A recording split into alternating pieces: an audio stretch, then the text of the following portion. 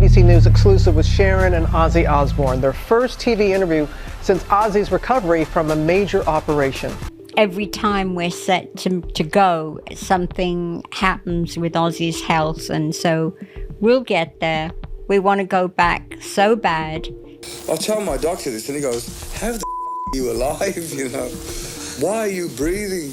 I'm a biological miracle as far as he's concerned. Balancing fame, fortune, and personal struggles has led many rock legends to a life of chaos, and Ozzy Osbourne is no exception. From a troubled childhood in Birmingham to shaping heavy metal, his journey has been anything but ordinary.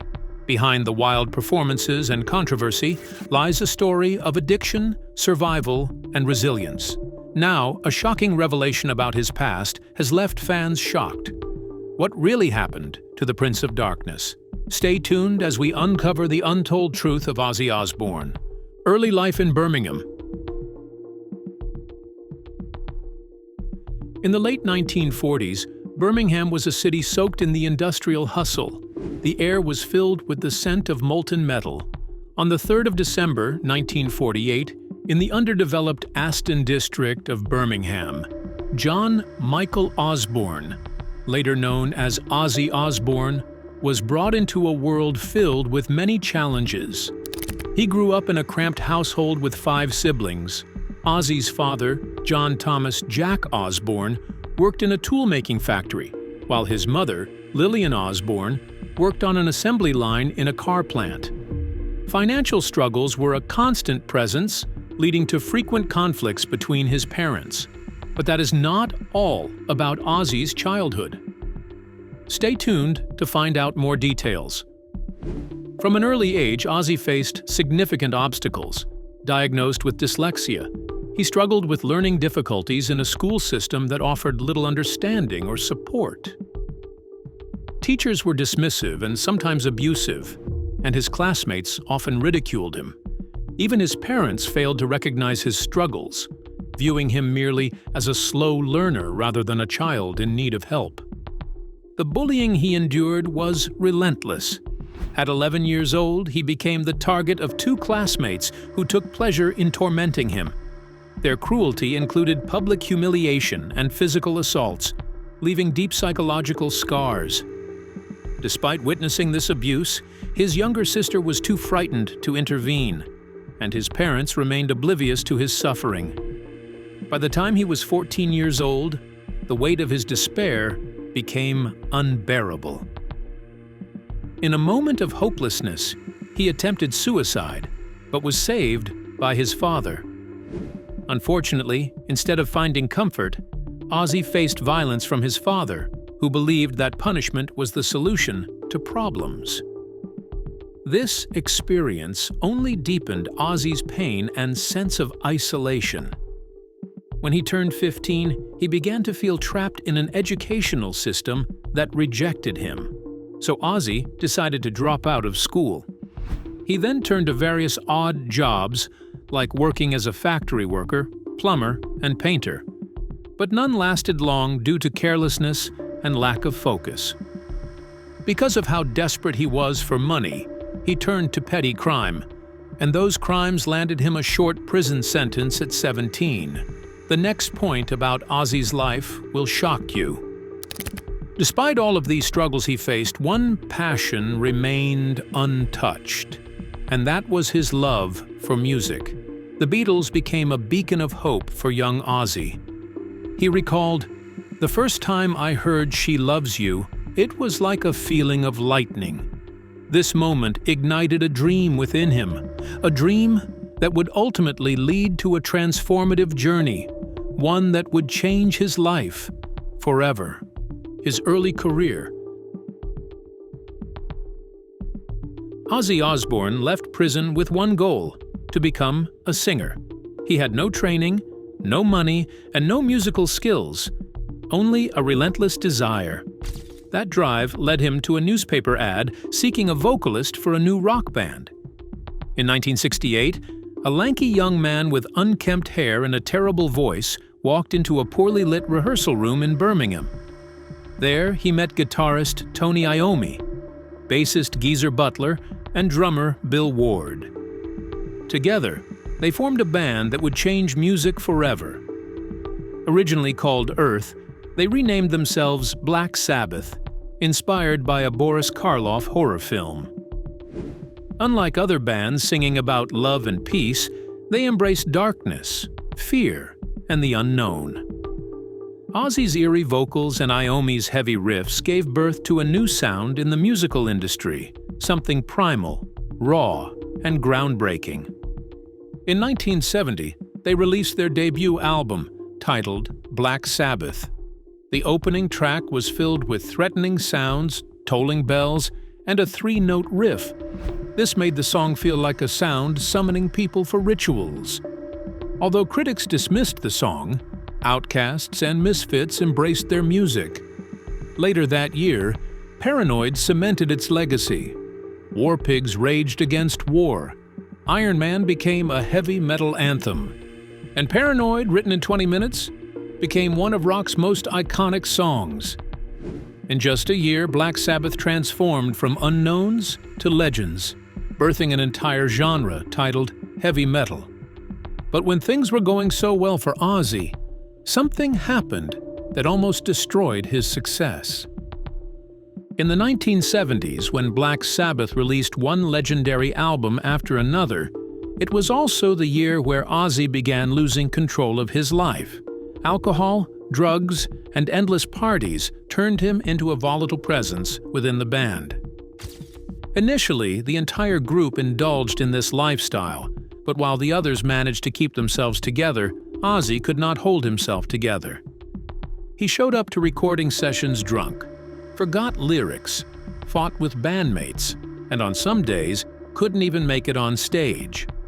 He was still the soul of Black Sabbath, but his instability was becoming a burden. Tensions escalated, and eventually, Tony Iommi, the man who had once been Ozzy's closest ally, told him, "You can't go on like this."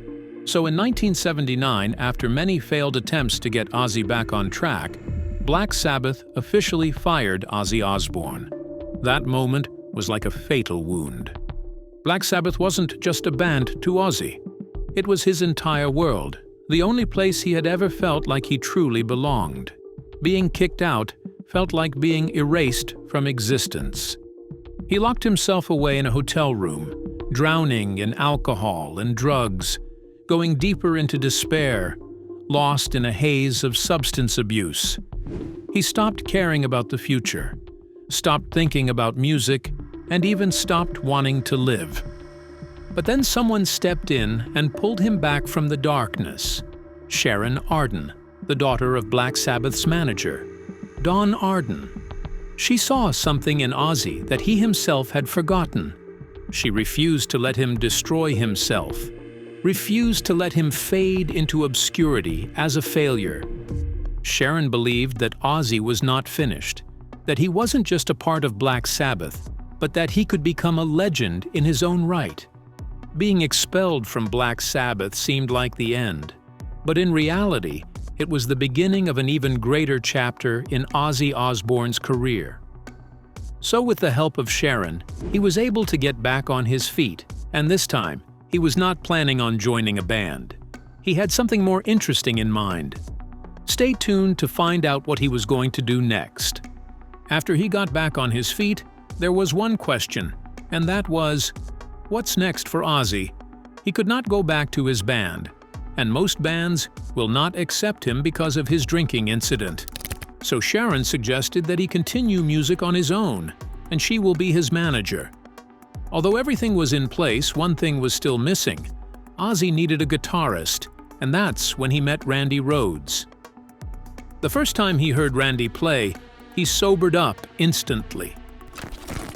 Randy's technical brilliance and discipline balanced Ozzy's chaos.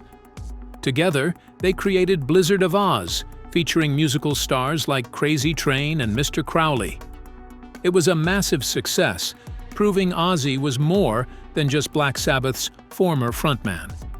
They followed up with Diary of a Madman, further elevating heavy metal. But as everything was going smoothly, tragedy struck on March 19, 1982. Randy Rhoads died in a plane crash while on tour with Osbourne in Florida. This incident made Ozzy devastated. He not only lost a guitarist, but he lost his closest friend. He spiraled once again, but Sharon helped him return to music. Every year he sends flowers to Randy's grave, a tribute to the man who helped him rise again. Though Ozzy's career soared, no one could ever replace Randy. Marriage struggles, health battles, and a lasting legacy. Fame can elevate a person to the highest peaks, but it can also crush them in the darkest corners no one wants to see behind the stage lights. Behind the image of a wild rock legend, Ozzy Osbourne was a man who did not only struggle with addiction, endless drunken nights, and fractured relationships. His marriage was never a normal story for him. It was a series of mistakes, betrayals, and moments of violence that nearly ended in tragedy. In 1971, as Black Sabbath was rising to fame, Ozzy met Thelma Riley, a nightclub worker in Birmingham. After a brief courtship, they married, and Ozzy quickly became the stepfather to Thelma's son, Elliot. They later had 2 children together, Jessica and Louis. But from the very beginning, this was never a peaceful marriage. Ozzy loved Thelma, but he was never truly capable of commitment. As his career skyrocketed, Ozzy was hardly ever home. He spent most of his time on tour, but not just for the music. Endless parties, alcohol, drugs, and young women surrounded him, pulling him further away from his family. He cheated more times than he could count, so when he began reflecting on his infidelity, he couldn't even remember how many times he had been unfaithful. Once, right after calling home to speak with his wife, he immediately got in a bed with 3 other women. As his substance abuse spiraled out of control, Thelma finally decided she couldn't endure it anymore. The marriage lasted over a decade, but in reality, it had died long before the divorce was finalized. In 1982, Ozzy later called it one of the biggest mistakes of his life, not because he regretted leaving, but because he had treated Thelma so terribly, someone who never deserved to suffer through his chaos. If Ozzy's first marriage was a mistake, his second was both his salvation and his worst nightmare. After leaving Black Sabbath, Ozzy met Sharon Arden, the daughter of Don Arden, Black Sabbath's former manager. Sharon didn't just love him, she saw something no one else believed in anymore, that he still had the potential to come back. She became his manager, rebuilt his career, and propelled him back to the top. But their love story was far from a fairy tale. Sharon knew exactly what kind of man Ozzy was: wild, addicted, and uncontrollable. She was the only one strong enough to endure him, but even she had her limits.